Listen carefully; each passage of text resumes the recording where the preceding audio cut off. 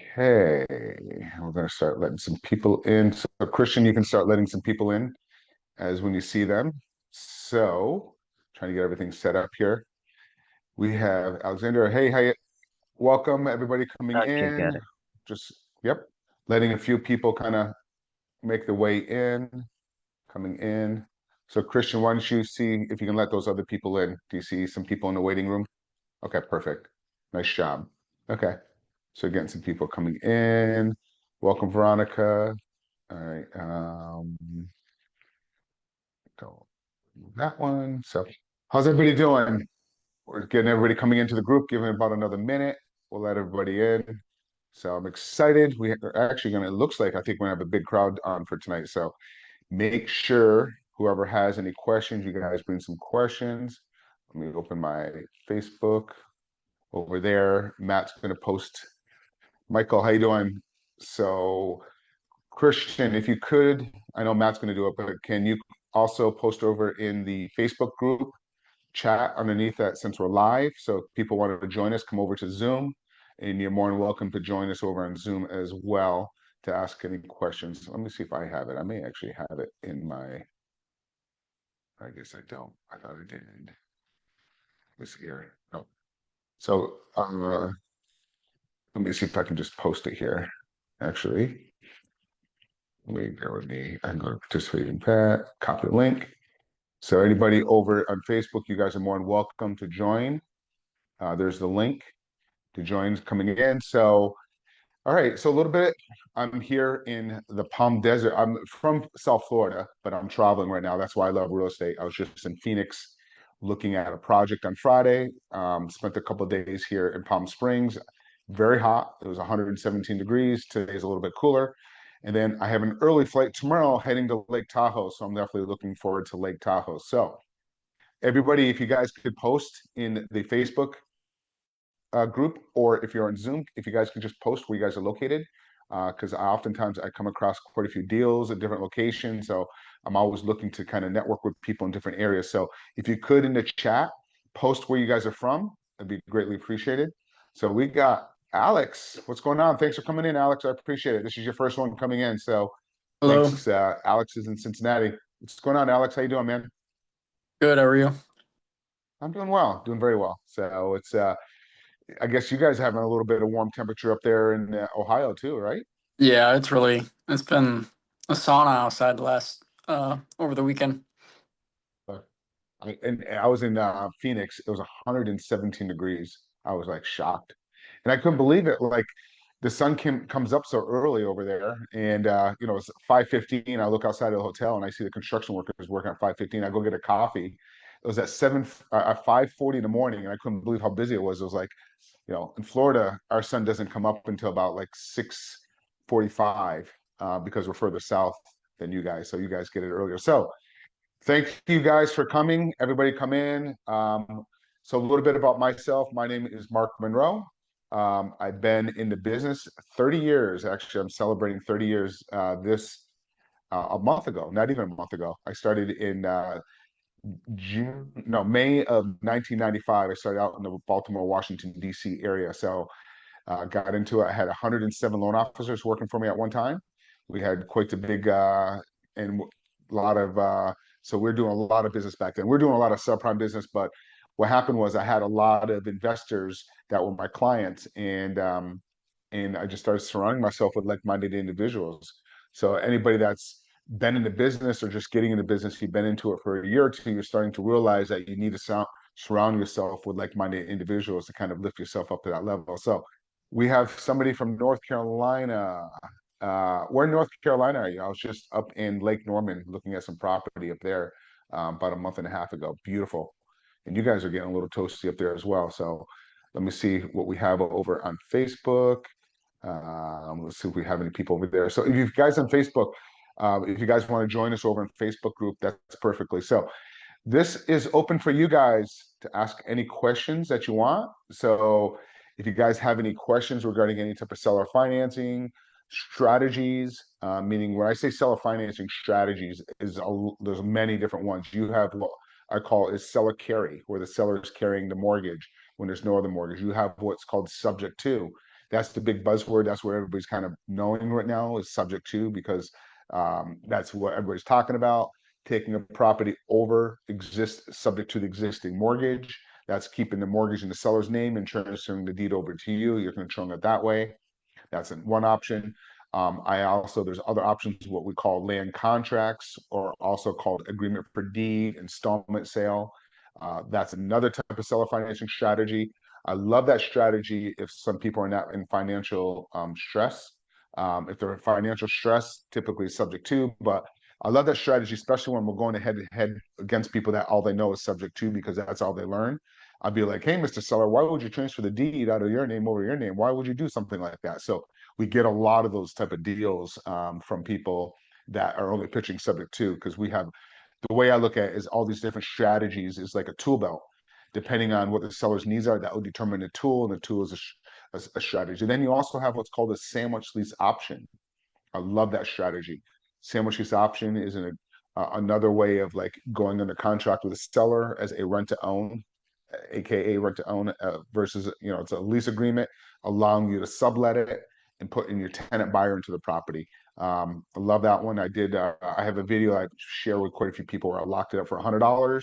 I ended up making 50,000, a little bit more than 50,000 on that deal, and I locked it up for $100, and that was on a 30-month term. So I like that one because I like that one, and all these strategies I love because you can get money up front, you get monthly passive income based off of the arbitration that you create, and then you get money at the end when they actually pay you mortgage off, or if they go buy the property. Typically, I like buying properties through a seller financing strategy and sell it through a seller financing strategy, mainly lease options most of the time, depending on the state and depending on if the property needs a lot of work. Because if a property needs a lot of work and you go ahead and try to if a property needs a lot of work, then and if you sell it in a lease option and you have to evict, the judge is going to like, what? They put all this money into the property that they don't own. So that's when I generally sell it on an agreement for deed. So those are some of the strategies. Then you have what's called novation. So there's a lot of different type of seller financing strategies, but you always want to have a tool belt. All right. So somebody's asking, can we talk a little bit more about the sub two and the possible downside? All right. So the possible downside on a subject to is the due on sales clause. That's the biggest one. Does anybody here know what a due on sales clause is? If you do, jump in. Love to, if you want to speak on camera, you can, or you can throw it into the chat, but I'd love to get somebody. But a due on sales clause, does anybody know what a due on sales clause is? Looks like she asked a question and she's coming back in. So we'll let her come in. All right. Congratulations. Okay. So the due on sales clause, the downside, that's probably the biggest one, is the due on sales.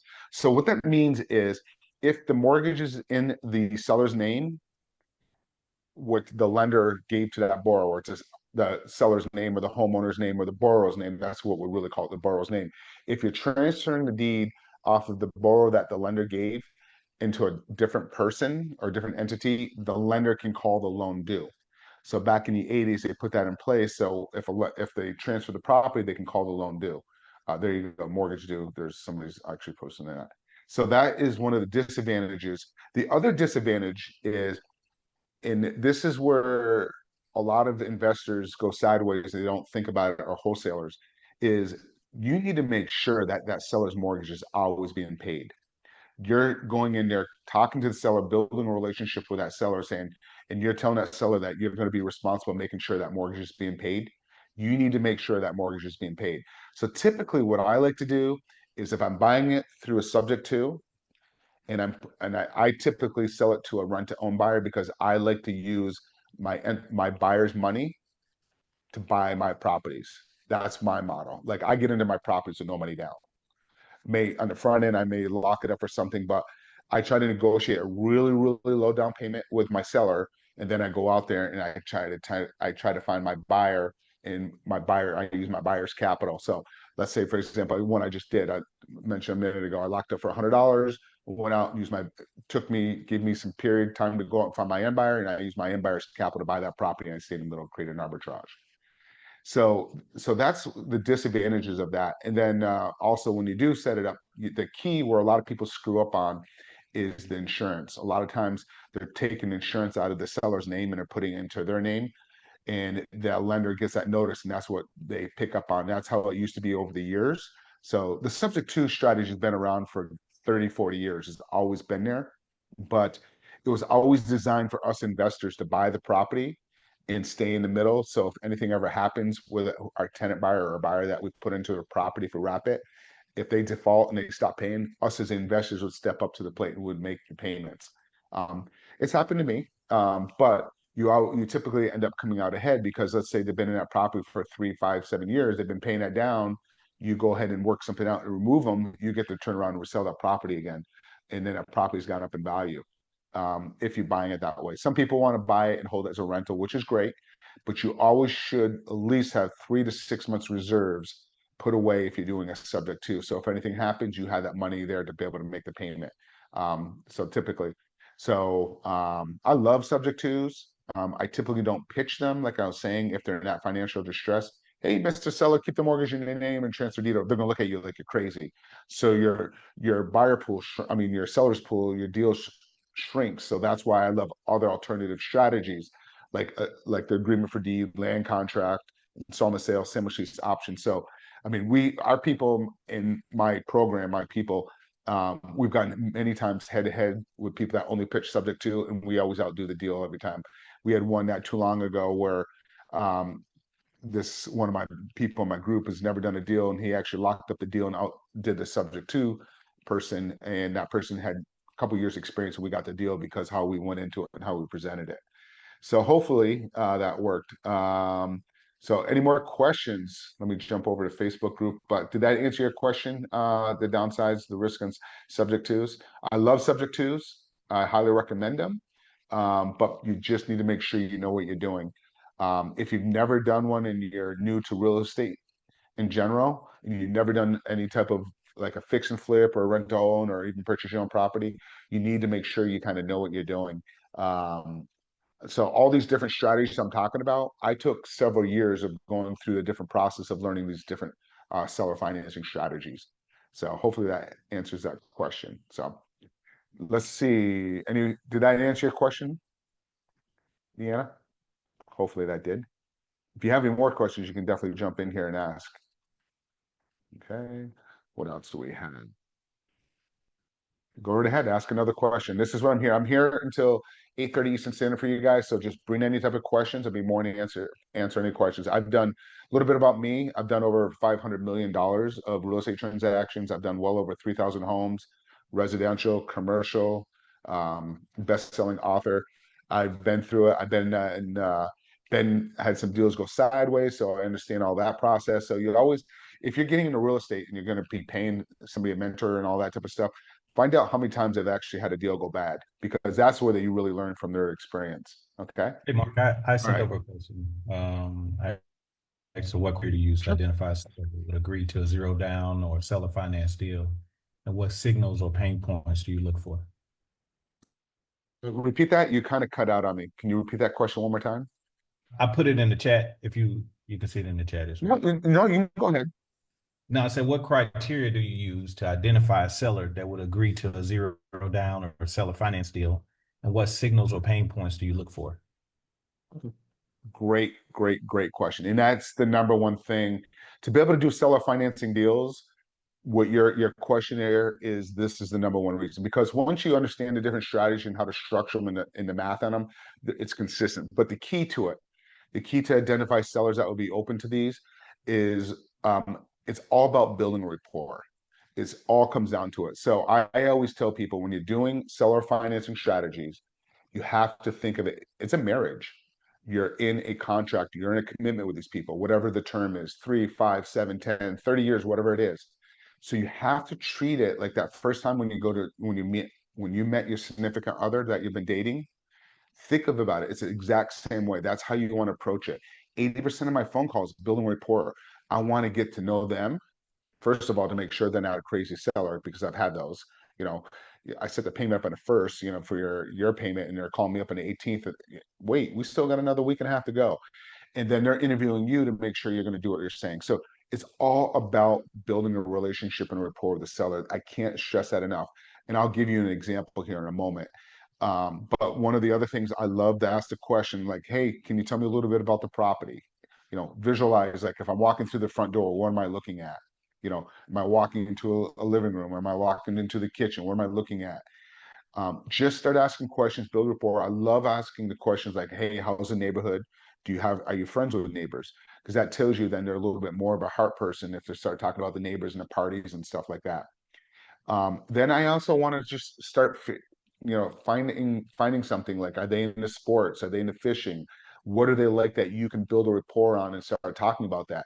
How many children do you have? Do you have animals? So you really want to get to know them, and you want them to get to know you, because that is the key to it. And why they're going to do the seller financing deal is because they like you and they trust you. And you do need to build a little bit ability on the upfront. A lot of times, people in my program, they say you can use me as a partner. Hey, my partner's been doing this for 30 years, so that helps that build the credibility. But a couple of the questions to make it simple, because you don't want to go into it. Hey, would you be open to a creative financing deal, or would you be open to some? That's going to confuse sellers. So when you're talking to sellers, you have to dumb it down. You have to make it simple and easy. So I like the question, would you be willing to rent their property to us for a few years? We'll close on it. We'll take care of the maintenance and repairs.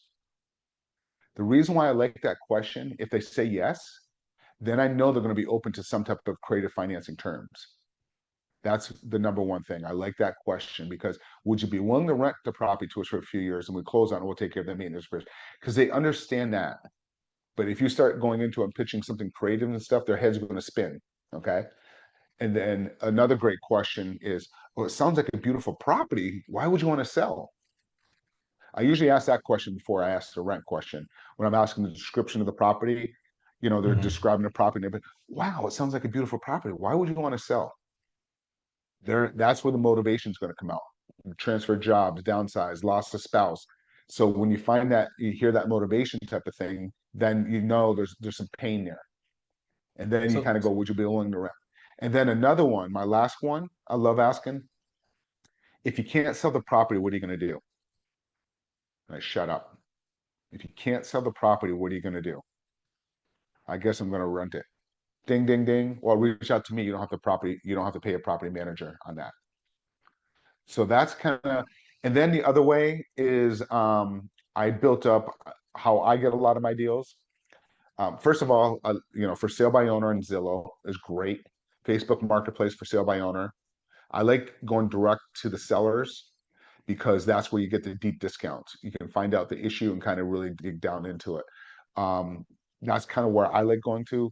Back in the day, wholesalers used to be really good, but now wholesalers tend to want too much of assignment fee, the entry fees, and they don't negotiate a good enough down payment with a seller. They just give the seller, and like, it's costing you roughly 20, 30, $40,000 to get into a deal, where I like to get into my deals around $5,000, depending on it. Sometimes less, sometimes more, depending on what it is, the area. So did that answer your question? yeah, I was just trying. Yeah, I'm trying to get to understand. With your 30 years of experience, and then as I'm looking as a target, if there's only like a handful of FISBOs, or are you looking at expired listings? Do you have you got people driving for dollars, or how's this? I'm just trying to figure out to get the entry point to where it's not like a theoretical aspect. I'm trying to get deals done, right? So I'm picking your brain. So I have over 600 bird dogs. Bird dogs are referral sources. For example, trashmen, they know the neighborhood, they work the neighborhood. Landscapers, snowplow removals, pest control, Uber drivers, mailmen used to be really good. Mailmen seem that something must have happened because I don't get too many referrals from mailmen anymore. FedEx drivers, Uber drivers, um, where I did, what was it, 18 deals one year with one guy. And I don't know if he worked for Medicaid, Medicare, or the state, but he would drive seniors to like the doctor's office and pharmacies.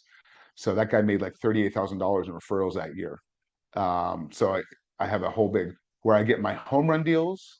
My best deals are through hospice nurses. I get a lot of them. I did one not too long ago. The doctor called me up and her parents are in hospice. They're in the mid eight. They're both in mid 80s. The father's in hospice, and they're to a point now where the wife can't help them to the bathroom because she's elderly. So they had to move in with a daughter, and their daughter lived over 3 hours away.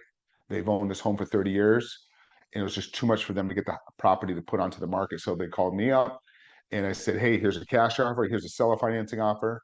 They went with a seller financing offer at a 4% interest rate. My payment is $991 a month, zero down, 2 months with no payments because I had to get the property ready.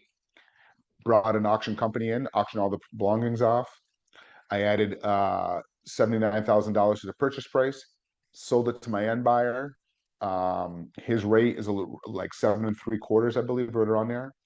His payment to me is about $2,200 a month. Out of the $2,200 a month, I give the seller $991, and he put $30,000 down. So after everything was all said and done, I made about $24,000 on the front end. Cash flowed of about $700 a month, also. And I got into that deal with no money down and put money in my pocket on that particular deal. And that came from hospice. So the hospice nurses I pay roughly between 2,000 to 2,500 because they're just lay downs. The other guys, I have a whole system set up where they have the Zillow app. They take a screenshot, text it to a phone number, which is my VA. Then my VA will skip trace it.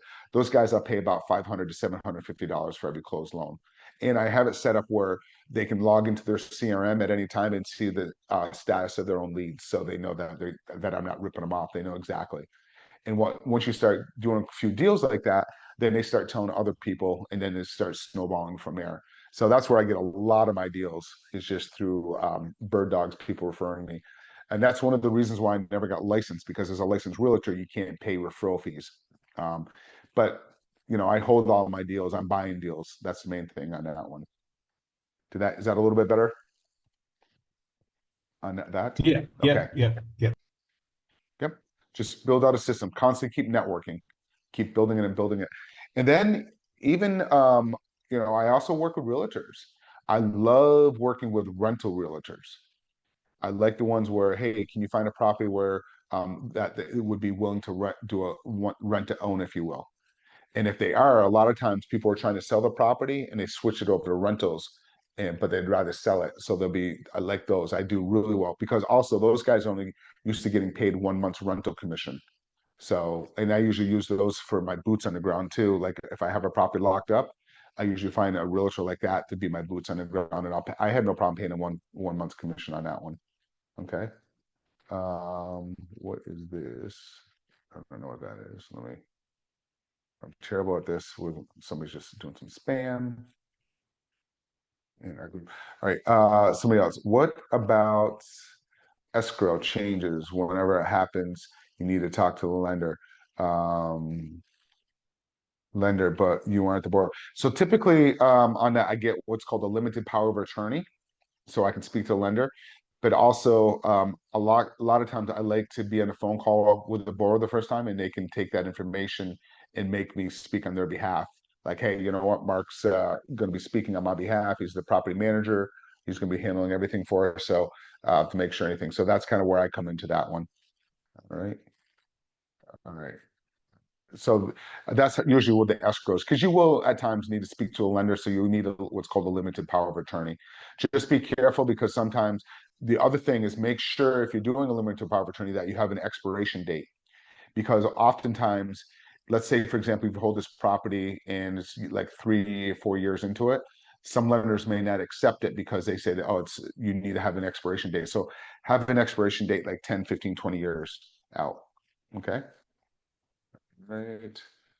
All right, Matt. So Matt just put a link in there. So if anybody wants to know a little bit more, I do have a mentorship program that we jump on 4 times a week. We actually just had one about an hour before this call, 5:30 Eastern Standard, and we have one tomorrow night. So we have 4 different Zoom calls. So if you want to know more about my mentorship program, about learning all these different seller financing, you can go ahead and book a call, and then you'll be speaking to Alex. Alex will be talking to you, seeing if you're a good fit for the program. I only bring roughly about 3 to 5 people on at a time per month, because I don't want to overwhelm, to make sure everybody's kind of getting the proper handling. But and then we have our private Facebook group, and then you have access to me. And plus, you can always, sometimes I may even jump on some phone calls with you and sellers. So that's a little bit about that. All right, so I thought I saw another question. Have you have you applied these structures to multifamily? Yes.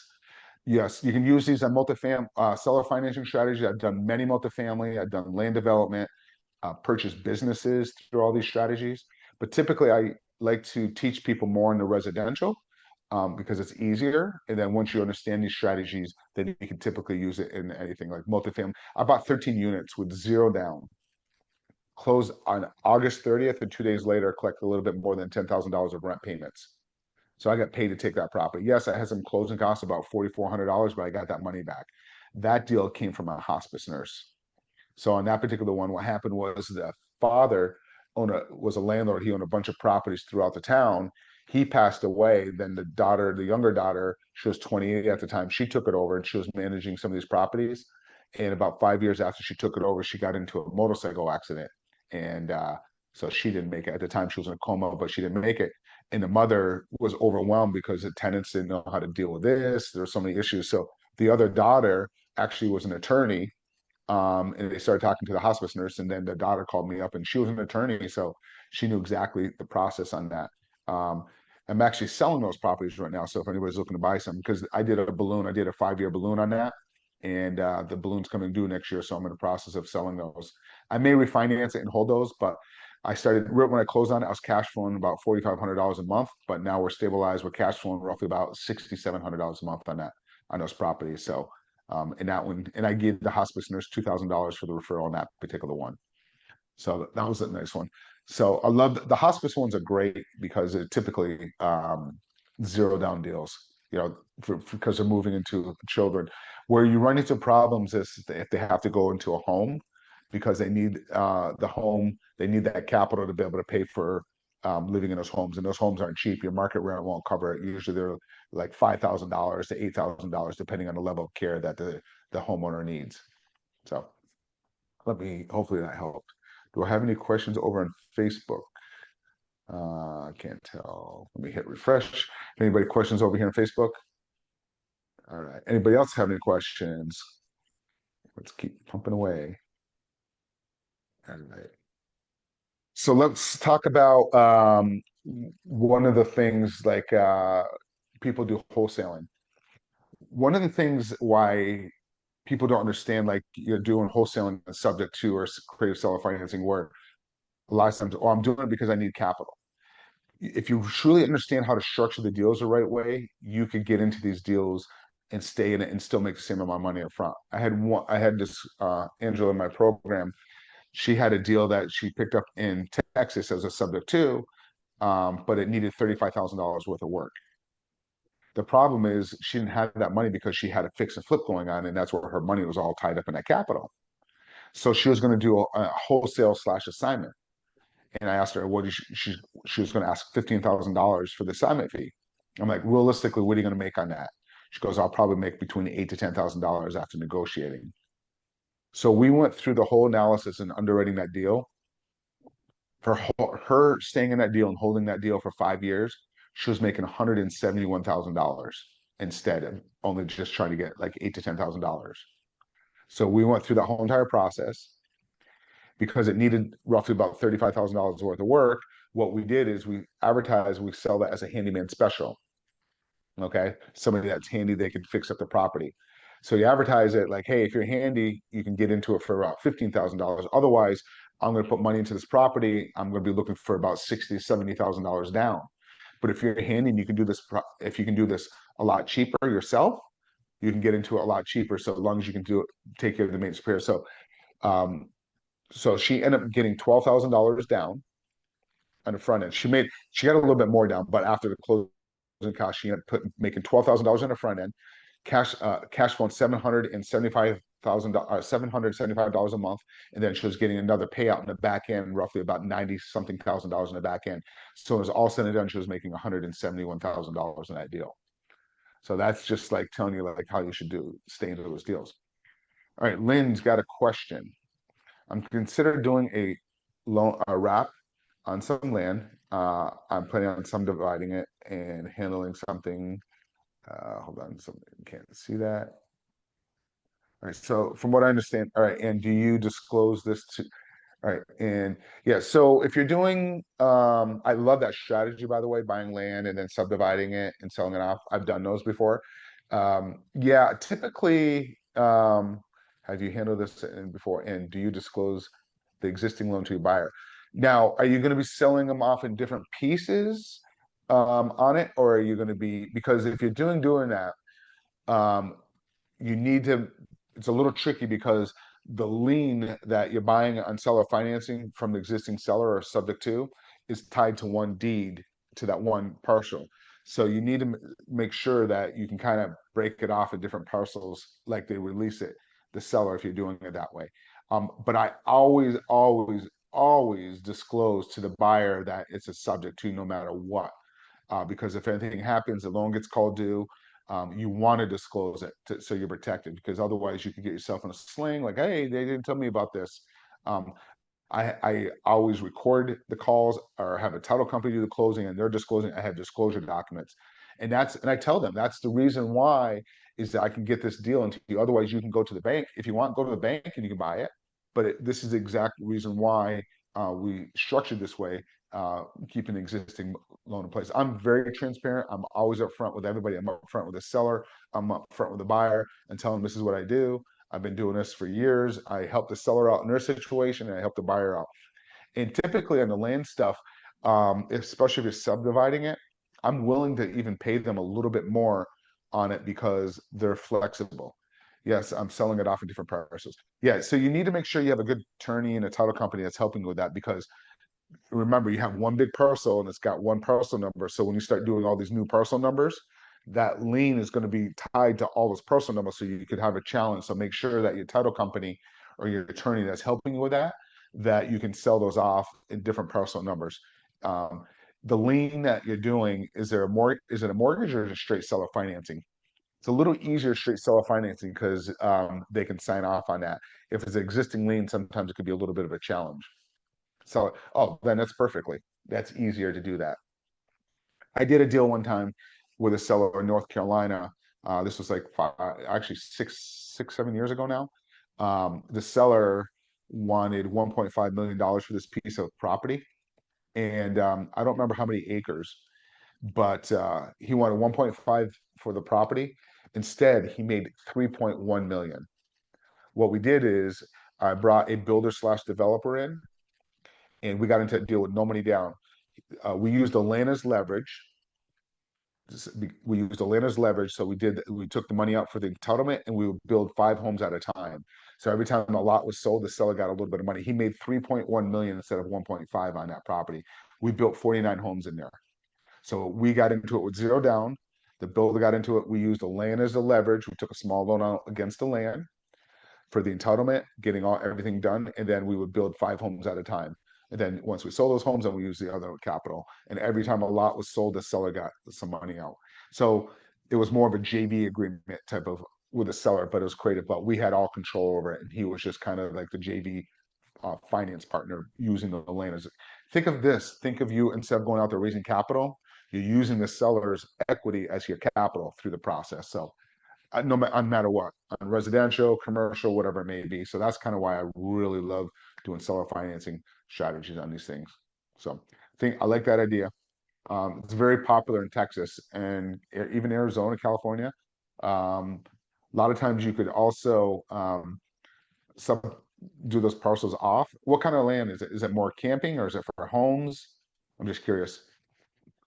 Because I have one guy, what he does that strategy and he sells them as lease options. He's created over 300. Can you explain a wrap? Sure. So the example that I gave you earlier, a wrap is, so I purchased a property from a seller. Let's say, for example, trying to think of one. I'll give you an example of one. So I took a loan over from a seller that was it was $283,000 at that time. Okay, actually that 283,000, and but so the first mortgage was 283. I went and turned around and sold it to my end buyer for 379,000. And then he put, let's say, I think he put $20,000 down. So then I'm creating a new note let's say I create a new note for 350,000 to my end buyer. So inside that note has the first mortgage of the 289, and then the remaining balance is mine. So it's all wrapped inside. So it's the existing mortgage and then whatever my equity into it, all wrapped into one. So it's a wrap. So it's a new mortgage to my end buyer, but inside that you have the existing mortgage, and then I have my equity spread for the up spread that I did on that. So now the end buyer is considered the buyer, and I just created the note. I own the note. I'm controlling the note. So that's what a wrap is. So let's say 300,000. Let's use an example. I have I buy a property from a seller. They own $100,000 on the first mortgage, and then I'm buying it from them for 200,000. So I'm giving the seller $200,000. I'm sorry, $100,000 in there. So there's 200,000, and then let's say I ask my buyer to put $50,000 down. So then I have 50,000. So it's a little confusing. You have three. You have the first mortgage, and you have the seller's equity, and then I have my equity. It's all wrapped into it. So when that buyer sends a payment, they're sending it to the servicing company, and the servicing company is dispersing that out to all the parties.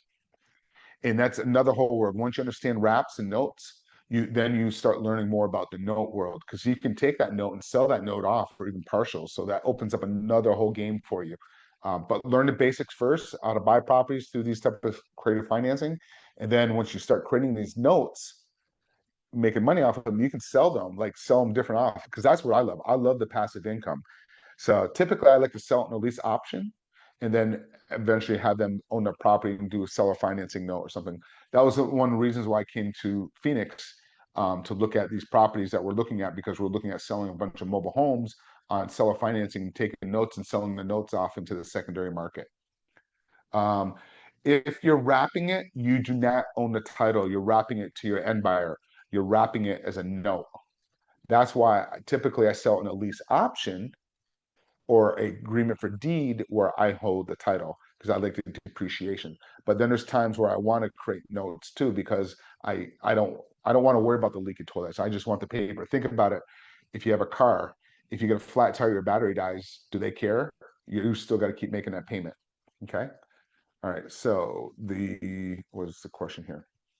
So the original seller transfers the title, and you sell it on then you sell it on contract to your buyer. Yes. Typically I like to do it on a lease option, but you can, yeah, contract for deed. Just gotta be careful in certain states. Check with the state that you're in, an attorney, because the process, if they stop paying, may take longer on a contract for deed. Sometimes it could be looked at as a foreclosure. That's why me personally, I like lease option. But if they're putting more than 10% down and money into the property, then I'm going to give them that contract for deed, so they have some type of equitable interest in the property. Because otherwise, you could be viewed as a predatory, yeah, investor taking advantage of somebody having them put all this money into your property that they don't own. So that's me. I know some people do it differently, but that's kind of how what I go about. It's like anything more than 10%, then I usually giving them some type of equitable interest in the property, like an agreement for deed. Anything less than that, then I usually do a lease option. So did that help you at all? Okay, let's see, did I get all the questions here? But that one. So again, I'm going to post this link. I know Matt posted a link before, but if you want to know more about the coaching program, this is what we really go deep into, all these different creative seller financing strategies. Like again, subject to is just one. You have agreement for deed, land contract, installments. There's so many different type of creative seller financing strategies, and it really comes down to the seller's needs. Like for me, everybody knows what subject to is. Again, if the seller's not financial distress, I never even bring up subject to, because they're going to look at you like you're crazy. I believe me, I've been there. And then don't use the word like lease option, even though we call it lease option. I always call it rent to own, because it's so much easier to explain it. Just dumb it down. And again, always, it's all about building a rapport and a relationship with a seller. I'll give an example here of one. This was about actually 2 years ago. Time goes by so quickly. 2 years ago, around this time, one of my members in the program had this seller. He had a property. The seller's open to seller financing. It was in Georgia, and the seller was selling it for $129,000. Had to probably been out earlier. I don't remember exactly, but he wanted $30,000 down. it does not make sense to put $30,000 down on a $120,000 home. And I already knew that. And I noticed that that property's been trying to sell for a little while. So I already knew what his problem was. Nobody was going to put that much money down at that too. But I got on the phone with him. I started building rapport with him, started talking to him, and I found out the most important thing to him at that moment was his dog. I found out that he has 5 children. He has some grandchildren. He's a huge, huge Atlanta Falcons football fan, huge. And then he found out who my team was, so we're building that relationship. I found out that he lost his wife. He's retired. He banks with a credit union. He's got good credit. So I found out all this information about him. And this phone conversation goes on for probably a good 30 minutes easily. So I'm building rapport with him, and then I go to him. His name is Robert. I go, Robert, what are you planning on doing with that $30,000? He goes, oh, I need $25,000 for a camper, and I wanted some spending money. So I go, camper. I go, what do you plan on doing with the camper? He goes, oh, I'm going to go to West Virginia and the New River. Then I go into Virginia and the Shenandoah Mountains, then up into Tennessee, and then into Ohio. He's going to do some camping. So then everybody here, when's the last time you guys been camping? Just think of something like when you've been camping. The last time you've been camping. Where did you go camping and who was with you? Just think of this question. Like when you're camping, like who was with you? Were you on a river? Were you in the water? Where were you at? Were you in a tent? Were you in a cabin? What did you do? Did you do hiking? Did you do fishing, kayaking? What did you do? What kind of food did you cook? Were you guys cooking on a barbecue? When you wake up in the morning in that nice, cool, crisp morning and the sun's coming up, do you have a cup of coffee? You know, what's that? You guys can see that light, how it's coming up in the morning. It's so beautiful. So I'm asking him that same question. What are you going to be doing? He's like, I'm going to West Virginia whitewater rafting. He's going to be doing hiking. Then I asked him what he's going to be doing up in the Virginia. He said he's going to be on a lake or a pond or something. He's going to be doing that. So when I'm asking him these questions, just like I ask you guys, were you visualizing yourself there camping on that site or whatever? So he's visualizing what his life's going to be like once he sells his property. So he's visualizing. So I did that exercise. I do that exercise often when I sell property. So then I come back to him. I go, Robert, I noticed you've been trying to sell this property for a couple of months. I go, what seems to be the problem? He goes, everybody's beating me up in the down payment and the price. I go, how many offers have you had? He goes, I've had probably 12 to 15 offers from different investors. I go, Robert, I'm going to be frank with you. Nobody is going to put $30,000 down on a $120,000 home where they can go get an investor loan, put less capital down. The rate's going to be about the same. But this is what I'll do. I'll give you $3,500 down. You mentioned that you bank with a credit union. They have great rates. Go ahead and take a loan out for the camper. And on the 20th of every month, we'll automatically have the money pulled directly out of our account and sent directly to the credit union to make the payment on your behalf. And then what we'll do is in the portal, we'll create a Gmail for that property. So whenever there's a notice that goes out, it goes to you and it goes to my bookkeeper. We got that deal for $3,500 down and we're cash flowing $475 a month because I listened to him. I found out what his problem is. Why is he selling? What does he plan on doing with the capital? And I built a good rapport where we built a good foundation. He got to know me. I want him to get to know me. I got to know to him. So he knew about where I'm from. He knew my life, where I came from. I grew up in Vermont. So he got to know me. And that's the reason why they're going to do those type of deals is because of you. They're going to get to know you and they'll like you. Those and the other type of properties I really, really like, and I don't know if he's still in here, but he was asking about how to identify some of those properties. I love what I call tired landlords. Love, love, love tired landlords. Like people that own a property for 12, 15 years plus. Those are great, great people because they're not so greedy. They want to pass the torch on because they've been there. They like that passive income and they don't want to get hit with capital gains. Those are great, great ways to post stuff. Like you can go into like Deal Machine and pull lists of people that have owned non-owner occupied for so many years and reach out to those people. Love that type of strategy. I've done a lot of deals that way. Typically, what I found is like if you're talking to a seller and they've only it's an investment non-owner occupied and they've only owned it for 5 years or less for an investment, there's usually no meat left on the bone. They're just being really greedy. That's typically what I found in those. So that's why I really love tired landlords. Okay. Do we have any more questions?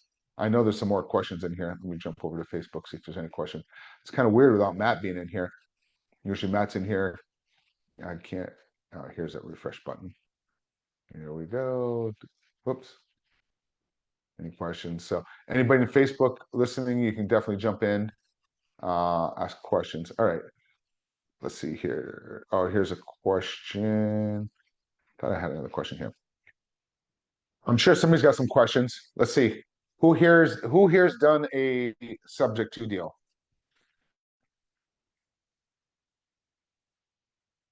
Go ahead, post in a comment. Who here's done a subject to deal or a rent to own deal? Has anybody here done a type of like creative seller financing deal? Go ahead and post that into the chat if you have. I know some people have. All right. Who here's done it like the Burr? Who's done the Burr method? Anybody done a Burr? Alex, you've done Burrs, huh? Nice. Congratulations on that. How did you do on those? You like it? You like Burrs? Yeah, I like the Burr method. What's that? Yeah, I do. I like the Burr method. Nice. Nice. I love it. That's awesome. So now you're just adding, you want to learn more about adding another tool in the tool about, you know, so you like the passive income. You got the passive income through your Burr. Yeah, Same thing with exactly. seller financing. Yep. I like it. Where did you do your deal in? I have 5 units in Michigan. They're in the Lansing area. And then I have a Okay. triplex over in Flint, Michigan, which might not be the best spot in the world, but it's just kind of where I got started. So,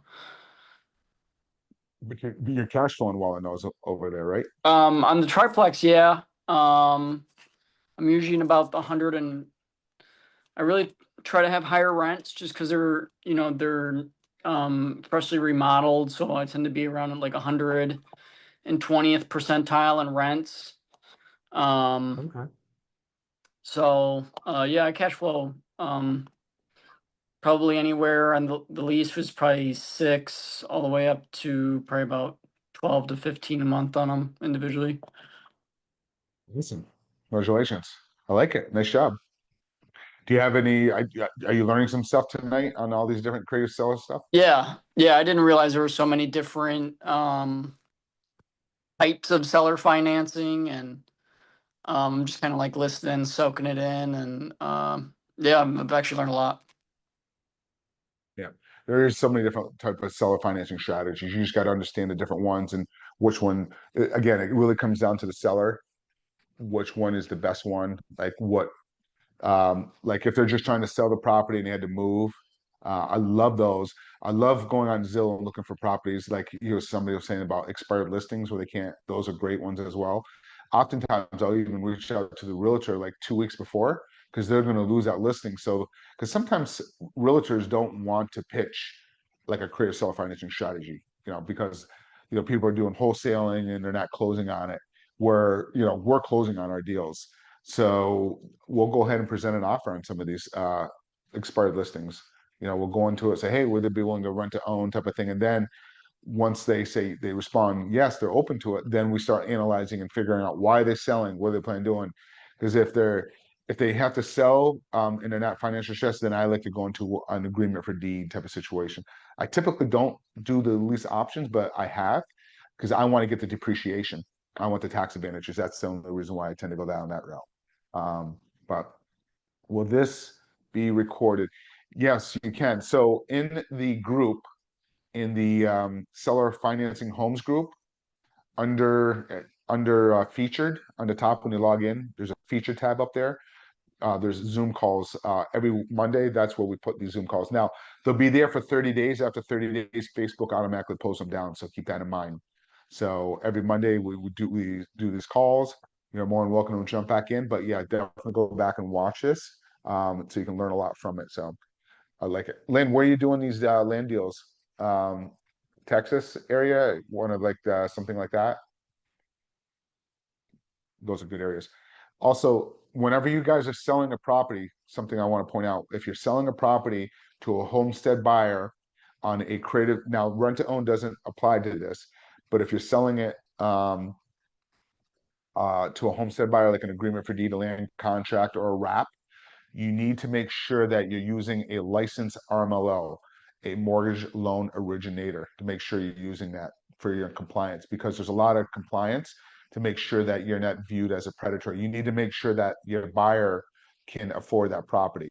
Otherwise, you could be viewed as a predatory lender. You need to make sure. Now, if you do a lease option, you don't need to do it, but it's good to have that peace of mind. You're not paying for it, your buyer is paying for it. So keep that in mind. So just keep that, because there's consumer protection regulations.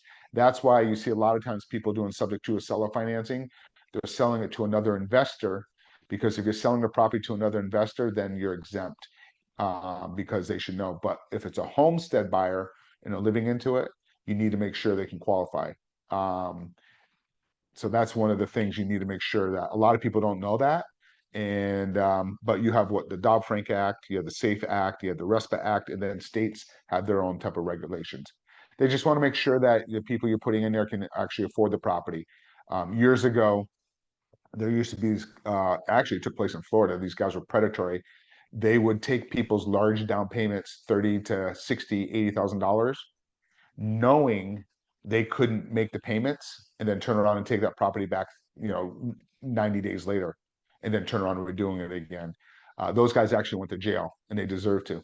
But just keep that in mind. That's kind of why they kind of put some of these regulations in place. So keep that in mind. Matt just went and plugged that in there again. If you guys want to book a call, learn more about my mentorship program and really diving in and how we analyze deals, and we go break how we pitch the deals to sellers.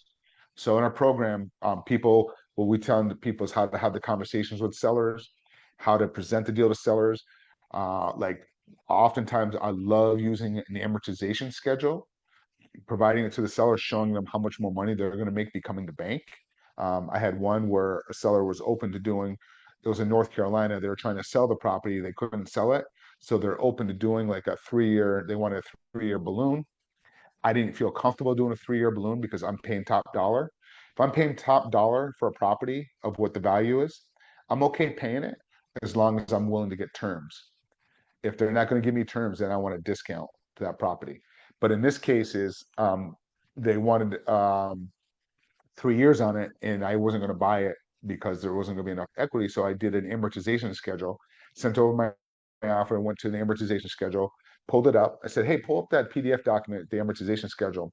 Let's go down to line 120. That's 10 years. Let's use this analogy.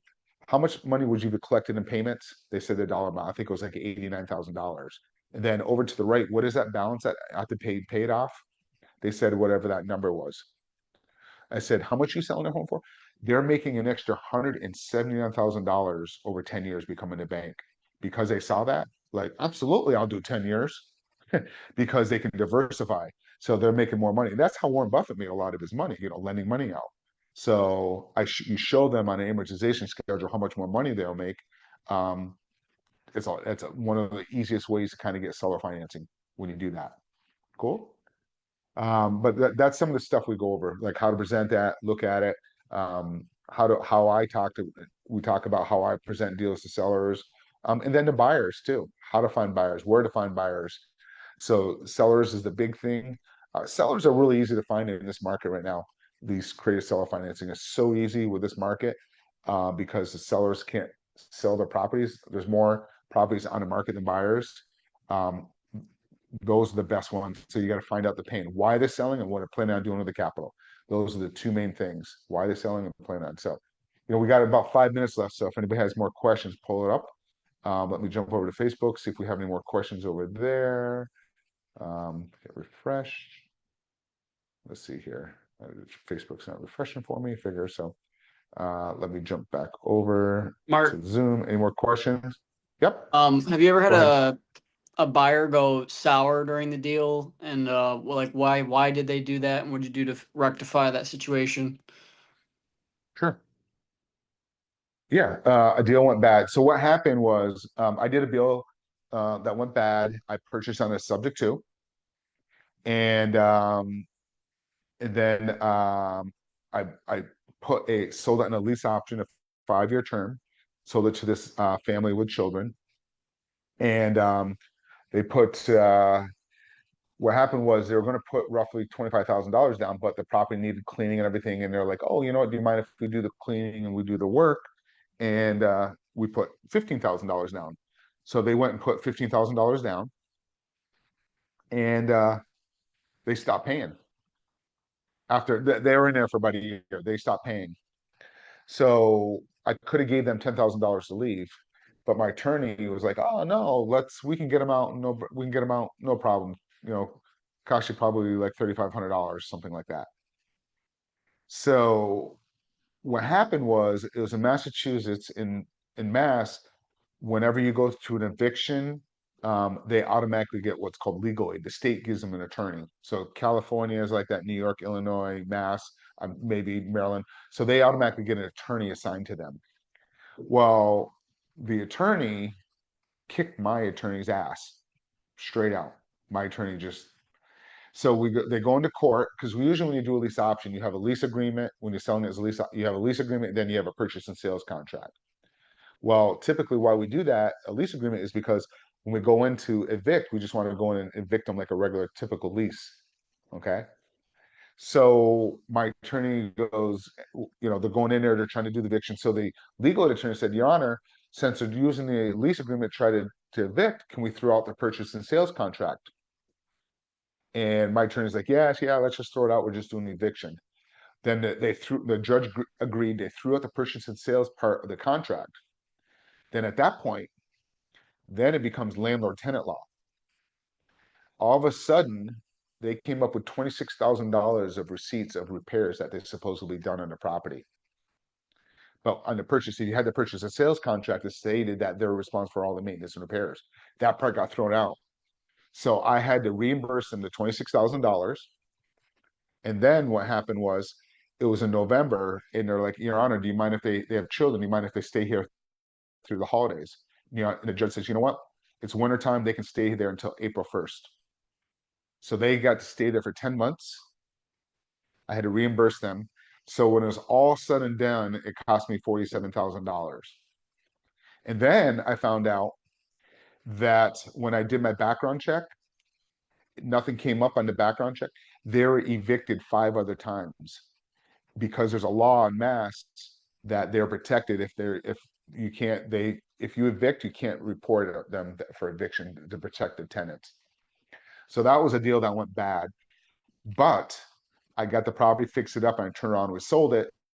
But it did cost me $47,000 and about a year worth of aggravation on that particular deal. But I turned around and I turned around, sold it, and I still made money on it, but it just was a little bit of a headache. My attorney just was horrible on that one because I could have paid them 10K, and then also I purchased this property from a older lady. She was 82 years old. And her and I got along great, and I guess the neighbors, she was friends with the neighbors, and these tenants were really horrible and caused a lot of problems, and the neighbors were complaining. So she was on my side, and I told my attorney, like, why don't we bring her in and make her the victim, the senior, because these people are taking advantage of it. My attorney just, because we could have used that card too, but my attorney just was horrible at it. He's got his ass handed to him. So that was a deal that went bad. You will have some deals that go bad, but you have enough winners to offset that and make sure you get a nice deposit down. But that deal, there was some equity in there. I could have easily brought a partner in on that deal and help pay for some expenses on it, but I didn't want to do that. But because there's enough spread in there. And by the way, that deal I purchased had a $10,000 IRS lien on that property. So get this, when I purchased the property, I purchased it subject to, had 2 mortgages and an IRS lien. And that was 8 years on that property. What happened was in 10 years, the IRS lien, as long as they don't refile it, automatically disappeared. So the IRS lien, when it was all said and done, it was around 18,000. It disappeared after 10 years. So when I sold that property, I didn't have to pay the IRS lien. So keep that in mind when you're buying properties. It's always, you can buy properties subject to existing liens. It doesn't always have to be mortgages. It can be mechanic liens. It can be other type of liens. So just keep in that. Just find out what type of lien it is, and just be careful because sometimes they will drop off. But if they refile it, that can happen too. So keep that in mind. So hopefully that helped out. So. Yep. So that's one of the reasons why I like usually selling nowadays, like in a state like that, if I sell an lease option, um, I will do cash for keys. And I've done that before. I've had a couple where a couple deals here and there, but they weren't bad, less than $10,000 to get out of it. But again, I get enough down payment from my buyer to cover that cost if the deal goes bad. Most of these go very, very well. I've done over 3,000. I would say less than 1% of my deals go bad because I'm really anal at underwriting and who I pick to go into the properties.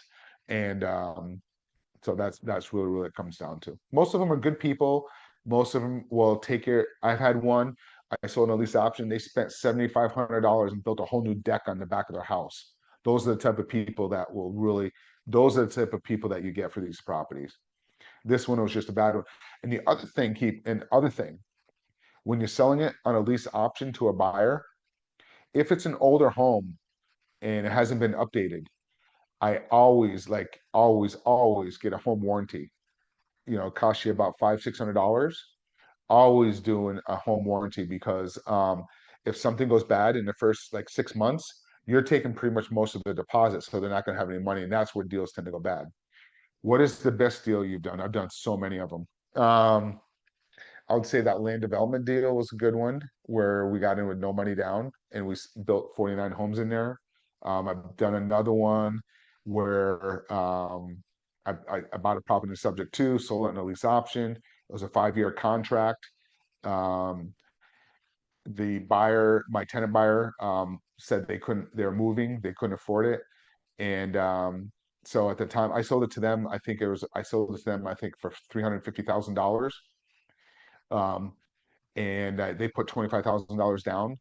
And what happened was they decided they couldn't buy it, and I went and looked it up. That property at that time now was worth $465,000. There were more. I said, no problem. I'll give you $25,000 back I'll get my money from my end buyer. I sold that retail at that time, so I was about 4 years into it. It jumped up to 475,000. My balance that on my mortgage with my seller was about $250,000 at that time. So I had a great deal. So I made more than $200,000 on that spread, and I was cash flowing over $700 a month on that deal. So I did really good on that deal. But the average on most of my deals, I'm making about $125,000 to $175,000 on an average on my deals because I'm selling it on time. So I like money up front. I like that passive income, and then whatever the value is that I'm buying that property, I usually sell it 10 to 12% above that. So you get that premium there as well. So you make money up front, the passive income, and then you make the money on the end. So hopefully, if you guys want to know more and you want to know more about my mentorship program and really learn how to do these type of transactions, these deals, just go ahead and book a call. The link is here. We'll post it one more time. And then you'll end up speaking first to Alex. He'll kind of go through, see if you're a good fit, and then from there, we'll go from there. So thank you guys so much for joining. I really appreciate you guys coming on tonight. And next week, I will be in Lake Tahoe doing this next Monday. So right now I'm in Palm Desert. I live in South Florida, Palm Desert. I was in Phoenix looking at a mobile home park, and flying out to Tahoe tomorrow. I'm looking forward to that. Doing some good hiking. So appreciate everybody for joining. And if you guys have more questions, reach out and definitely reach out and book a call. And thank you guys for coming. And you guys had a lot of great questions tonight. So take care, everybody. Be well. All right, let me shut this all down.